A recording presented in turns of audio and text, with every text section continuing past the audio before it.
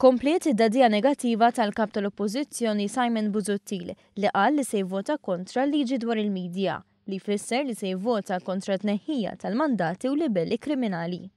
F'attività politika f'Birkirkara il-kap nazzjonalista ddeskriva l-liġi bħala ħażina, anki jekk din il-liġi mhux biss se tagħti aktar libertà, iżda tirrikonoxxi wkoll realtajiet ġodda bħas-siti tal-aħbarijiet. Aħna ser niġġieldu din il-liġi bil-qawwa kollha fil-Parlament. Aħna ser nivvutaw kontra din il-liġi. It-tieni, jekk jadduha din il-liġi, allura aħna ser nagħmlu ċara illi ser nagħtu struzzjonijiet biex in-nies jinjorawha din il-liġi. Simon Busuttil issokta b'attakk bla preċedent fuq istituzzjonijiet ta' pajjiżna bħal korp tal-Pulizija u l-Kummissarju tal-istess korp. Naf fl-istess waqt li reġa' uża l-inċident ta' din il-ġimgħa fl-Imsida li fuq għaddejjin l-investigazzjonijiet tal-Pulizija biex jipprova jbeżza. Din il-ġimgħa hekk kif reġgħet splodiet karozza oħra, karozza bomba oħra, in-nies qegħdin jistaqsu, immissek sew.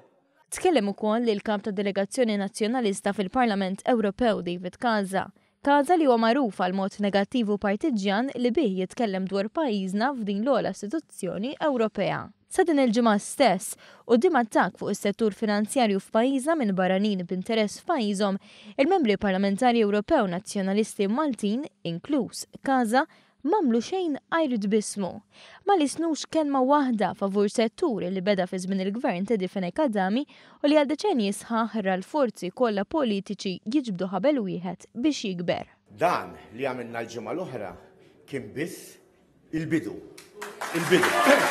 Il-Partit Laburista reaġixxa d-diskors tal-kap tal-Oppożizzjoni fejn qal li minkejja d-diskors diviżiv u giddib tiegħu f'pajjiżna se tibqa' tirrenja serenità.